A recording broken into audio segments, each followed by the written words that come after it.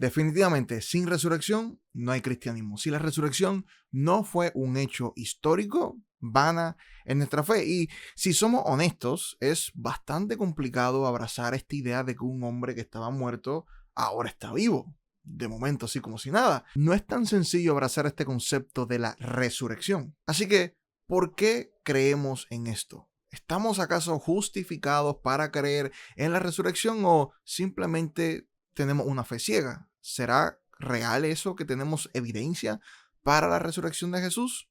Despejemos para aquí. Ajá. Ajá.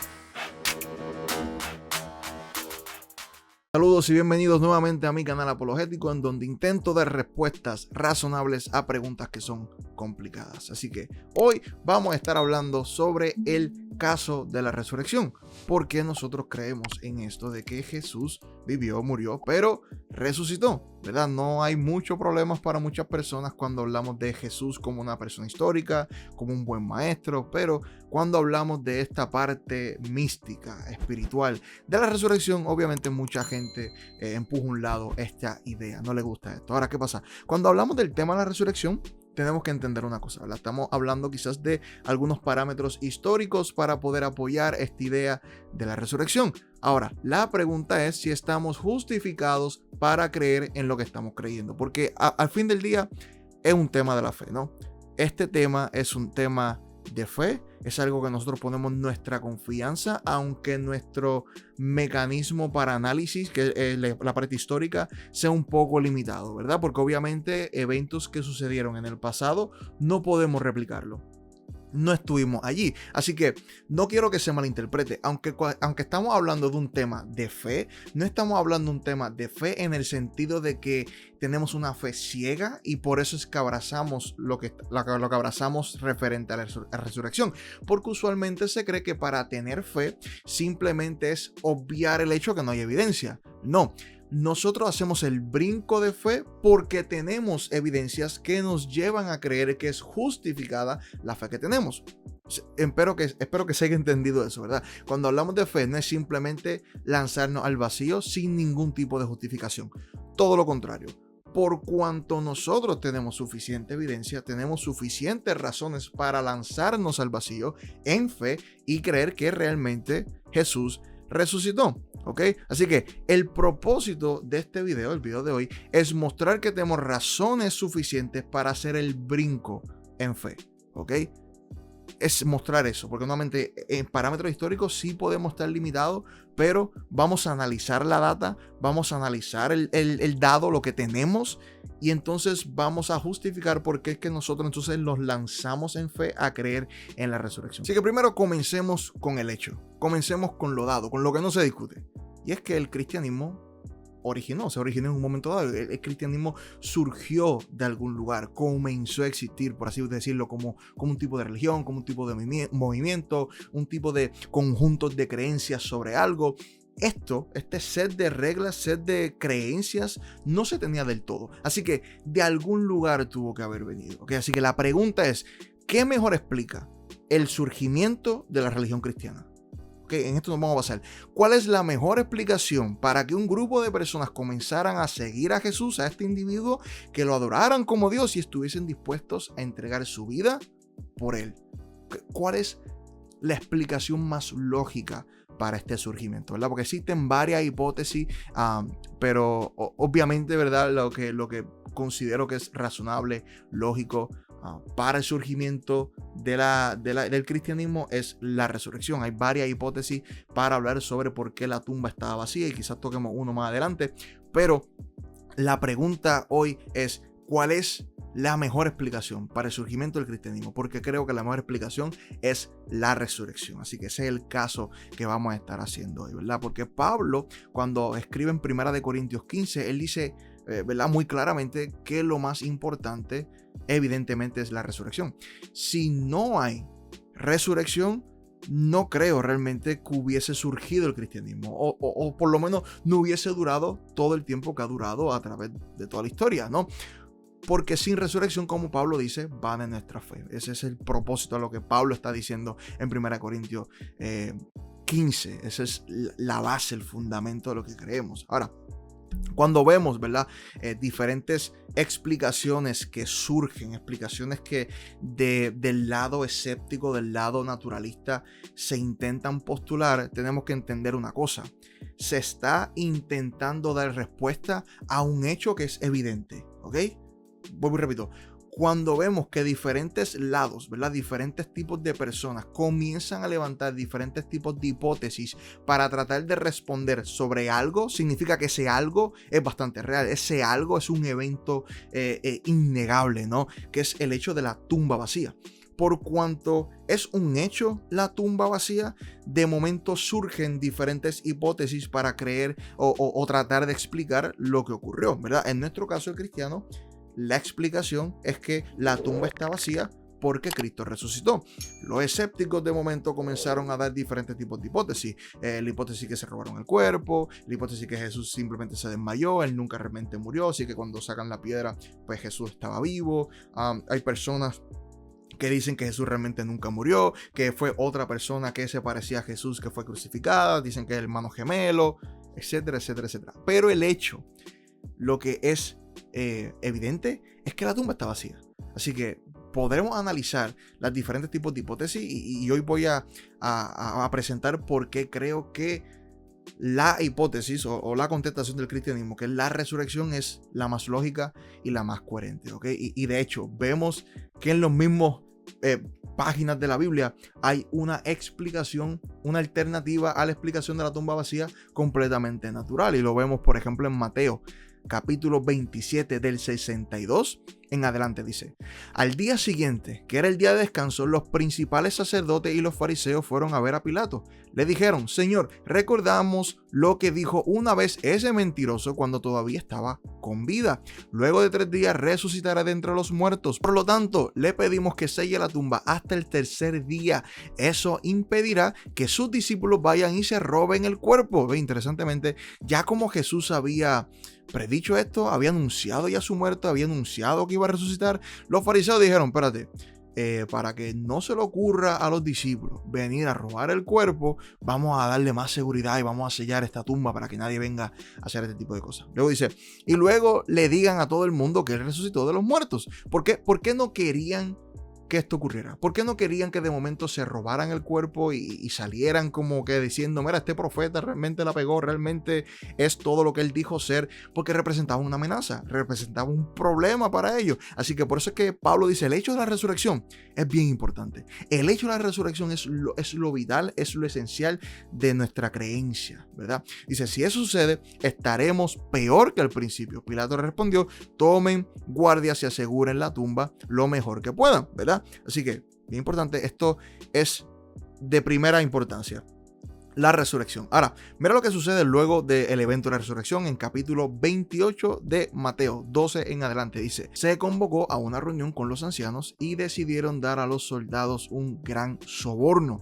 Les dijeron: ustedes deben decir, los discípulos de Jesús vinieron durante la noche mientras dormíamos y robaron el cuerpo. Si llega a oídos del gobernador, nosotros los respaldaremos. Así no se meterán en problemas. Entonces los guardias aceptaron el soborno y dijeron lo que les habían ordenado. Su historia corrió por todas partes entre los judíos y lo siguen contando hasta el día de hoy. Así que es un hecho que la tumba estaba vacía. Y vemos incluso que los autores bíblicos hablan sobre que comenzaron a estos rumores de que se robaron el cuerpo los mismos discípulos de Jesús para que lo que había profetizado Jesús realmente se hubiese visto como algo real, y que este es el profeta, este es el Mesías, este es el Hijo del Hombre. Así que realmente lo que están diciendo es que comenzaron a confabular de tal manera para desacreditar el hecho milagroso de la tumba vacía, que fue la resurrección. Así que hoy día hemos visto personas escépticas tratando de responder, como las personas en este tiempo, tratando de responder al hecho de la tumba vacía. Y muchos han dicho eso, de que se robaron el cuerpo. Ahora, ¿cuál es el problema de la alternativa de que se robaron el cuerpo? ¿Cuál es el problema? Es que no es lógico. No tiene sentido decir que los discípulos se robaron el cuerpo. ¿Por qué no tiene sentido? No tiene sentido que de momento personas comenzaban a morir por Jesús cuando eran las mismas personas que sabían que no había resucitado. Ve, no tiene sentido que el discípulo de Jesús, el mismo discípulo que luego iba a entregar su vida por aquel, que comenzaban a afirmar que había resucitado, porque realmente esa era la predicación. La predicación es que Jesús había resucitado. Eso es lo que pasa en Hechos 17, por ejemplo, cuando Pablo está en Atenas, comienza a hablar de este que había resucitado, el Cristo. En él está el poder de la vida. Así que es completamente ilógico comenzar a morir por alguien que tú sabes que realmente no resucitó. No tiene sentido. Así que si los discípulos se robaron el cuerpo, ¿por qué morir por Jesús? No tiene sentido. La única razón lógica porque los discípulos comenzaran a morir por el evangelio, como mínimo, aunque no quieran aceptar que resucitó, o sea, de manera histórica, de manera real, por lo menos deben de estar de acuerdo que algo ocurrió. Algo ocurrió de manera sobrenatural, ¿verdad? Hubo algún evento increíble que provocara que los discípulos creyeran que Jesús realmente había resucitado. Pero la explicación de que ellos robaron el cuerpo no tiene sentido. No tiene sentido. Ahora, ¿por qué pienso que la resurrección tiene más sentido que cualquier explicación natural? ¿Por qué? Bueno, tenemos que tomar varias cosas en consideración. Número uno, nadie, pero nadie entregaría su vida por algo que conoce que es mentira. ¿Ok? Nadie. Eso es lo que acabo de decir. Pero ¿qué pasa? Muchas veces cuando hablo de este punto, personas comienzan a comparar el Islam con el cristianismo, ¿verdad? Porque decimos, bueno, los discípulos estuvieron dispuestos a morir por el cristianismo. Y dicen, bueno, es que las personas que practican el Islam están dispuestas a morir por su profeta, por lo que creen. Significa entonces que de igual manera tienen razón. No, es muy diferente. Porque en el Islam no se está muriendo porque fueron testigos de lo que ocurrió ¿verdad? Cuando de momento Mahoma comienza a recibir la revelación del ángel, ese tipo de cosas. Eso no es lo que pasa en el Islam, ¿verdad? En el cristianismo sí.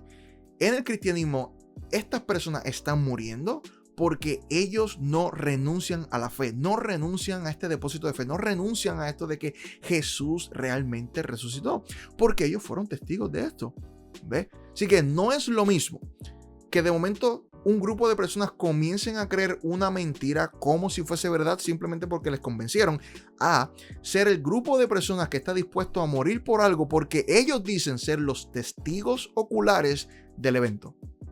Es completamente diferente. Así que nadie realmente moriría, o por lo menos no tiene sentido que alguien muera por algo que ellos saben que es mentira. Adicionalmente, ¿qué ganaron los discípulos por predicar el evangelio? No ganaron riquezas, no ganaron fama, no ganaron castillos o tierras, dinero, no sé, no ganaron nada de eso. Lo único que ganaron fue la persecución. Es lo único que ganaron. Segundo, la conversión de Pablo es demasiado importante. ¿Ok? Porque hay personas que dicen, bueno, los discípulos creyeron haber visto a Jesús resucitado, pero simplemente fue una alucinación, ¿verdad? Simplemente fue producto de su imaginación porque estaban tan dolidos porque Jesús había muerto y perdieron a su Mesías, perdieron a su rey. Ok, primero no hay ningún tipo de evidencia en lo absoluto que explique realmente o que respalde esto de una alucinación múltiple. No es lo mismo de que una sola persona haya alucinado con Jesús resucitado a ver tantas personas, como muestra la palabra, de personas que tuvieron encuentro con el Cristo resucitado. De hecho, Pablo dice que hubo un grupo de 500 personas que habían visto ya al Mesías resucitado. Así que no tiene sentido y no hay evidencia que respalda esa hipótesis. Ahora, pudiera entender, ¿verdad? Esta objeción si los únicos que hubiesen visto a Jesús resucitado fuesen los discípulos cercanos de Jesús, aquellas personas que amaban a Jesús. Ahora, ¿qué Pablo gana con esto? ¿Qué gana Pablo en convertirse o pasar de ser una persona que perseguía a la iglesia a uno que es perseguido por la iglesia? ¿Cómo explica eso? ¿Cómo te explica la conversión de aquella persona que estaba dispuesto a matar a los mismos cristianos? La única explicación lógica es que realmente algo ocurrió en la vida de Pablo. Pablo se topó con algo. Pablo pasó por algún evento demasiado grande que cambiara su corazón, que cambiara su decisión de ser de ser perseguidor a ser uno perseguido. Y el único evento posible que pudiera ser es que realmente se topó con el Cristo resucitado. Y por último, y creo que es una bien importante, una razón muy importante por la cual tomamos esto en consideración para creer que realmente el evento catalítico que provocó que surgiera el cristianismo es la resurrección de Jesús. Es que las mujeres se utilizan como testigos para la resurrección, ¿verdad? Y tomando esto en perspectiva correcta, ¿verdad? El testimonio de las mujeres no es el mejor testimonio, no es un testimonio que tú deberías utilizar para apoyarte en alguna historia, en algún evento, ¿verdad? En esa época. ¿Y qué pasa? Hay personas que han levantado una objeción diciendo que el evento de la resurrección es algo que se crea luego, ¿verdad? No es algo original, no es algo propio del evangelio, no es algo propio de la historia, sino que a medida que va pasando el tiempo, se comienza a fabricar esta fábula de que realmente Jesús resucitó de forma corporal. Ahora, ¿qué pasa? Si estuviésemos fabricando la historia, si estuviésemos añadiéndola a la historia y quisiéramos peso para esto, el último testigo que hubiésemos utilizado hubiese sido las mujeres. Se hubiese utilizado a Pedro, se hubiese utilizado a Juan, Santiago, quien sea, menos las mujeres. Las mujeres no son un buen testigo para hablar de lo más importante en la religión que estás creando, en la religión que estás formando, en el nuevo movimiento que se está levantando. La mujer hubiese sido el último testigo. Ahora es bien interesante cómo a través de los evangelios vemos que son las mujeres que van a la tumba, son las mujeres las que son las testigos sobre lo que está ocurriendo, y el hombre ¿dónde está? El hombre está oculto. De hecho, la palabra dice que los hombres ni le creyeron al principio. Así que no tiene sentido en esta época ver hombres que no son los héroes, sino que son las mujeres.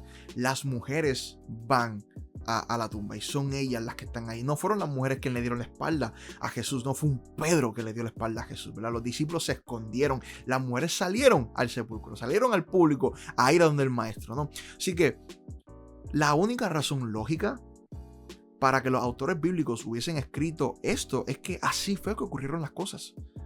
¿Por qué iban a poner en manos de mujer, en testimonio de la mujer, el evento más importante de lo que querían fabricar, de lo que querían inventar? No, la única razón lógica es que realmente Jesús resucitó. Así que por lo tanto, cuando tomamos estos datos en consideración, ¿verdad? Claro, la historia es limitada, ¿verdad? En ciertos aspectos tenemos que hacer un brinco en fe para creer realmente la explicación, pero tenemos que analizar entonces los datos que sí podemos analizar, los datos que son bastante concretos, certeros, y preguntarnos, ¿cuál es la mejor explicación para el cristianismo? ¿Cuál es la mejor explicación para que los autores bíblicos utilizaran a las mujeres como testigos? ¿Cuál es la mejor explicación para la conversión de un Pablo, de un Santiago? ¿Cuál es la mejor explicación para el surgimiento del cristianismo? ¿Cuál es la mejor explicación para las muertes de aquellas personas que eran seguidores de Jesús? Se le habían dado la oportunidad de arrepentirse, porque Plinio el joven escribe eso en unas cartas, que se le daba la oportunidad a los cristianos de renunciar a su fe, pero no lo hacían. ¿Cuál es la explicación para que un hijo de un carpintero, una persona que no era tan famosa, que no era nada realmente, se comenzara a escribir de él y se hablara de estas cosas? ¿Cuál es la mejor explicación? La explicación más coherente, más lógica, es que realmente la resurrección es un hecho histórico. Realmente, cuando tomas todo eso en consideración, no hay otra explicación que sea más razonable que esa. No es razonable el que se hayan robado el cuerpo. No es razonable las alucinaciones de los discípulos. No es razonable esa explicación. No es razonable en lo absoluto el que simplemente se desmayó en la cruz del Calvario y de momento atendieron sus heridas y los sanaron sin ningún tipo de técnica medicinal o hospital avanzado para atenderlo. No tiene sentido. ¿Okay? Ahora, muchos rechazan el mero hecho de la resurrección por el simple hecho de que es un acto milagroso, ¿verdad? Ahora, para esas personas, pues tendríamos que entonces hablar la posibilidad de que exista Dios. Porque si Dios existe, este evento milagroso es mucho más posible, es mucho más razonable, ¿correcto? Porque si existe este agente trascendental, este agente sobrenatural que toma efecto sobre la realidad en la que vivimos, pues muy bien es lógico que este agente levantara a Jesús de entre los muertos. Ahora, para hablar sobre la existencia de Dios, voy a dejarte un video por aquí para que lo veas, para que veas el argumento que utilizamos en a favor a la existencia de Dios. Así que dale para ese video, aprende el argumento que tenemos sobre este tema. Y hasta aquí dejo este video. Gracias por el apoyo. Dale like, dale share, suscríbete al canal si no has suscrito todavía para no te pierdas un video. Y nos vemos en la próxima. Así que Dios les bendiga.